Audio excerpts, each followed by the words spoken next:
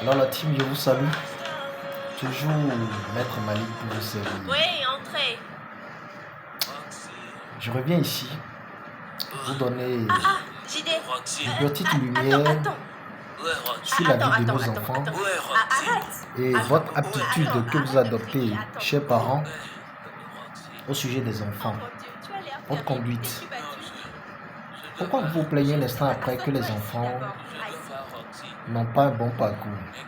Pourquoi à un moment donné vous vous lamentez, vous saignez de savoir que cet enfant ne brille pas? Pourquoi vous le faites alors? Si auparavant, précédemment, de façon antérieure, vous vous portez pour aptitude de mal parler à cet enfant depuis sa naissance, de prophétiser avec des propos négatifs, on est d'accord? Sur la vie de cet individu-là. Lorsque vous employez des mots n'ayant pas la place sur la vie de cet enfant, et cela agit, puisque vous ne savez pas quel esprit, quelle entité, quel ange, quel divin, quel ingrédient était là au moment où vous parliez. Mais un instant seulement que lorsque cet enfant commence pas à agir dans le monopole de ses propos, non, c'est pas mon enfant, hein, c'est pas moi, il ressemble, hein, ce maudit-là. Maudit pour qui? L'enfant qui est né détient également le gène du père comme de la mère. Un enfant ne peut jamais mieux faire que dans la conception, la famille dans laquelle il est né. C'est impossible. Vous comprenez un peu? Jamais. La trajectoire ainsi tracée, le karma ainsi défini. Oui. Lorsque tu insultes ton enfant, tu vas. Le petit là, c'est un voleur, hein? Oh, vraiment, c'est un maudit. C'est fini. Tu vas voir. Tu vas jamais réussir. Paresseux. Tu ne connais rien. Tu es nul. Lorsque vous méditez, vous parlez ainsi, vous ne savez pas qu'un instant que ça allait agir dans la vie de vos enfants. Et vous portez le luxe aujourd'hui de pleurer dans les bras des marabouts, des prophètes, des pasteurs, des charlatans, des guérisseurs et tout, à chercher maintenant la lumière dans la vie de vos enfants. Méfiez-vous. Méfiez-vous. Vous savez pourquoi? Tout ce que vous êtes en train de faire tout de suite là, juste, vous ne savez pas qu'un instant que cela pouvait agir dans la vie de vos enfants. Ça vous coûtait quoi un instant de méditer, de prophétiser, de positiver tout autour de vos enfants, également dans votre vie en général.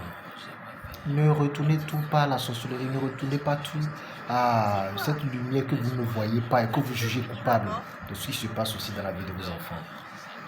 À un moment donné, vous savez, on dit souvent, et c'est vérifié, tout ce qui sort de votre bouche est une prophétie. Le verset, la parole, le mot, c'est une prophétie. Ce que tu veux, tu peux l'être. Quand c'est tracé, c'est tracé. Vous pouvez défier votre destin, vous ne savez pas. Alors pourquoi vous en faites ça ainsi? Pourquoi un instant, le ritualiste a la possibilité de raccourcir ton destin, de te faire avoir l'argent et de te permettre de réussir? Ne serait-ce que tes années sont comptées ou définies. Mais là, vous devez quand même comprendre qu'il est aussi possible que ce que tu recherches, tu l'auras. S'il vous plaît, priez pour vos enfants. Donnez-leur de la lumière.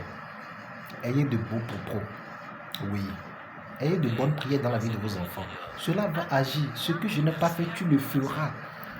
Tant que tu es mon fils, tant que c'est moi qui t'ai bâti, tant que tu viens de moi, tu es un dérivé de moi, un rejeton.